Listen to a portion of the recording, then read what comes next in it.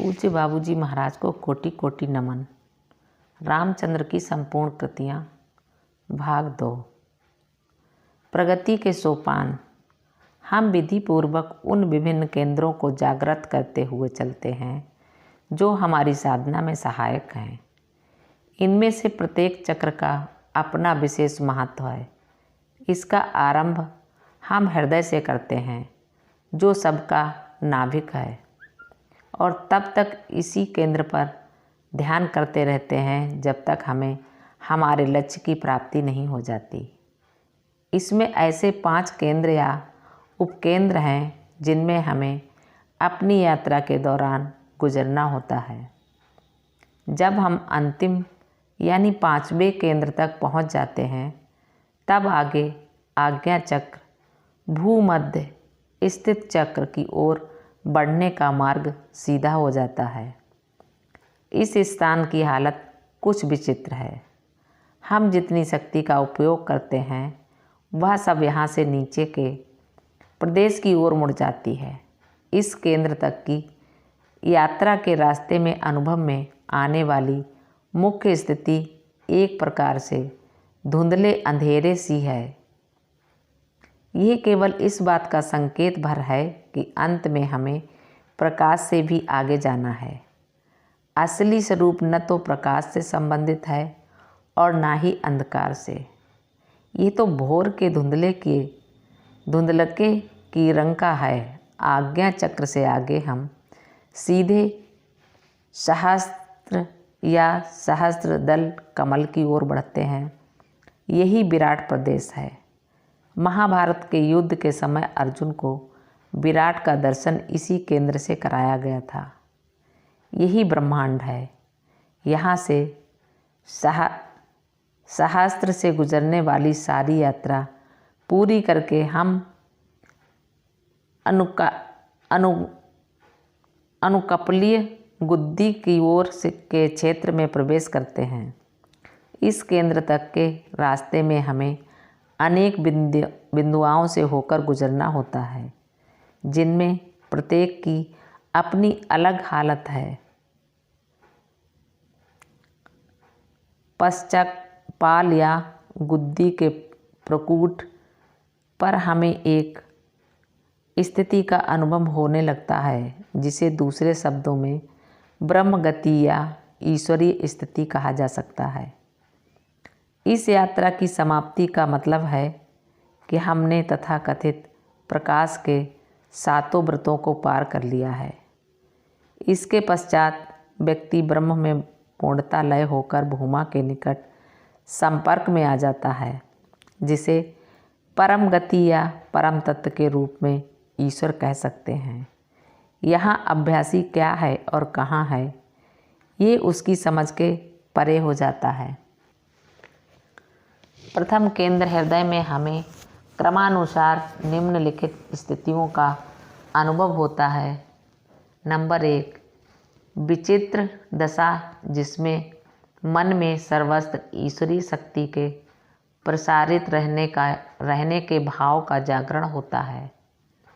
Number 2, एक ईश्वरीय दशा सर्वत्र व्याप्त है और हर वस्तु इसकी स्मृति में डूबी हुई है। नंबर 3, ना तो ईश्वरीय शक्ति का भान शेष रहता है और ना ही स्मरण का केवल निषेध की भावना बनी रहती है। नंबर 4, सब कुछ समाप्त हो जाता है। हृदय पर किसी तरह की छाप शेष नहीं रहती, यहाँ तक कि अस्तित्व का भी नहीं। इन चारों स्थितियों का अनुभव सर्वत्र और प्रत्येक केंद्र पर होता है। सहज मार्ग की आध्यात्मिक प्रशिक्षण पद्धति में हर अभ्यासी इनमें से होकर गुजरता है, लेकिन हर स्थिति के विस्तार का अनुभव केवल उन्हीं को होता है जो विशेष संवेदनशील हों। जैसे जैसे हम नीचे से ऊपर की ओर अनेक उपकेंद्रों में से होकर गुजरते हैं, स्थितियाँ झीनी होती चली जाती हैं। सामान्यतः अभ्यासी एक भूल कर बैठता है, वह यह कि वह मन की वृत्तियों को निषेध की ओर ले जाने के विचार से साधना प्रारंभ करता है और इसी से संबंधित उपाय करने लगता है। इससे साधना का क्षेत्र संकुचित हो जाता है और सारा जीवन वृत्तियों या इंद्रियों से जूझने में ही बीत जाता है। इसका मस्तिष्क पर भी बुरा प्रभाव पड़ता है। मेरे विचार से वृत्तियों से झगड़ने के बजाय अगर हम अपने वास्तविक आदर्श पर दृढ़ता से जमे रहें तो यह सरल हो जाता है और सफलता मिलना निश्चित हो जाता है। इसके साथ साथ यदि हमें प्राणाहुति की महान शक्ति का सहारा मिल जाए तो वर्षों का काम क्षणों में हो जाता है। प्राणाहुति के आश्रय से अभ्यासी का वृत्तियों से निपटना आसान हो जाता है। समर्थ सद्गुरु अपनी प्राणाहुति की शक्ति से अभ्यासी की मनोवृत्तियों को उधरमुखी कर देता है, जिससे ये सुधरती जाती हैं और उत्तरोत्तर निश्चय और निर्मल हो जाती हैं। वह अभ्यासी के पिंडी मन को शुद्ध करके उसे ब्रह्मांडी मन की हालत में एक डुबकी दिला देता है। इससे अभ्यासी का उच्चतर प्रदेशों में उड़ान आसान हो जाता है। समय पाकर जब अधोमुखी मन उच्चतर स्तर की स्थिति में पूर्णता लीन हो जाता है, तब उसे अपने वास्तविक स्वभाव की पहचान हो जाती है। वह अनावश्यक तथा छिछली स्थितियों में रस लेना छोड़ देता है। इस तरह वृत्तियों का निषेध अपने आप होने लगता है और उसकी अपनी सत्ता का वास्तविक स्वरूप स्पष्ट होने लगता है। यदि कोई अभ्यासी स्वयं प्रतिदिन का अभ्यास ना भी करे तो भी सद्गुरु की प्राणाहुति की शक्ति के द्वारा उसे परिपूर्णता की अंतिम सीमा तक की सारी मंजिलें पार कराई जा सकती हैं। लेकिन इसके लिए यह आवश्यक है कि वह सद्गुरु से वास्तविक अर्थ में सहयोग करे। यदि हर व्यक्ति में ऐसी स्थिति पूरे वेग से लाने की कोशिश की जाए तो संस्थान एवं मांसपेशियों के छत बिछत हो जाने का भय रहता है। हमारी पद्धति में यह प्रक्रिया बिल्कुल भय रहित और शारीरिक जोखिम से सर्वथा निरापद बना दी गई है। ये हमारे समर्थ सद्गुरु की महानतम नई शोधों में से एक का परिणाम है। इस प्रक्रिया का प्रयोग अभ्यासी पर इतने सौम्य तरीके से किया जाता है कि उसमें प्रविष्ट कराई गई हालत की जानकारी उसे कुछ समय बाद तब हो जब उसका खुलना शुरू हो जाए।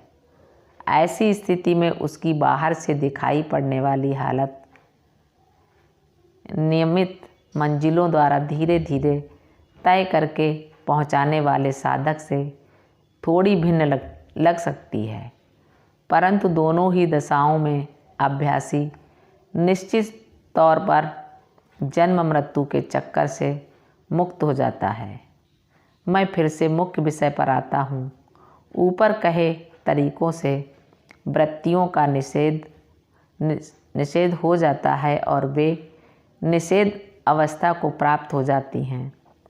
दूसरे शब्दों में इस अनुभव या बीजातीत अवस्था को निम्न कोटि की ब्रह्म गति की हालत कहा जा सकता है। यहाँ तक कि पहुँच जाने पर अवगुंठन का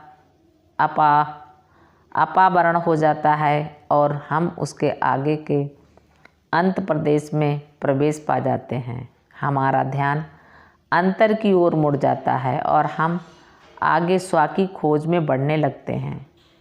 इस शैली में हमारी साधना एक के बाद दूसरे चक्रों का शोधन करती हुई आगे बढ़ती जाती है। अतः स्पष्ट है कि यह पद्धति द्रुत गति के साथ हमें आगे बढ़ाती जाती है। प्रकृति की शक्ति असीमित है। मनुष्य की समझ में सीमा शब्द का ख्याल ही तभी आया जब उसने अपने विचार को एक क्षेत्र विशेष में बंधा हुआ पाया। इससे उसने निष्कर्ष निकाल लिया कि उसकी शक्ति सीमित है। उसमें ये भी विचार पनपने लगा कि कोई उससे श्रेष्ठतर सत्ता कहीं दूर स्थित है, जिसे असीम माना जाता है। वह दैत्य की भावना तभी उत्पन्न हुई जब हमने अपने क्षेत्र को संकुचित समझ लिया। अगर यह विचार मन से निकल जाए, जैसा आध्यात्मिक प्रगति के स्तर एक स्तर पर पहुंचकर होता है, तो हमारे सीमित होने के विचार से हमें छुटकारा मिल जाता है। जब सीमित या असीमित होने का विचार मन से निकल जाता है, तभी हम सच्चे अर्थों में सीमितता से मुक्त हो पाते हैं। हमारा स्व उससे जुड़ जाता है जो सीमा या सीमाबद्धता से परे है। सौभाग्य से यदि किसी को ऐसे उच्च स्तर से प्राणहुति मिले तो उपयुक्त स्थिति आसानी से उपलब्ध हो जाती है। उदाहरण स्वरूप, यदि किसी को मुक्ति की अवस्था तक लाना है तो हमारी पद्धति में उसको परम तत्व की ओर मोड़ देना पर्याप्त है। उसकी उन्नति बराबर होती चली जाएगी और जीवन के अंतिम क्षण के आने तक वह आखिरी मंजिल तक तय करके मुक्ति पालेगा। मैं डंके की चोट पर यह बात कह सकता हूँ कि प्राणहुति की शक्ति से संपन्न समर्थ सद्गुरु के अतिरिक्त कोई भी ऐसी अद्भुत स्थिति नहीं उपलब्ध करा सकता।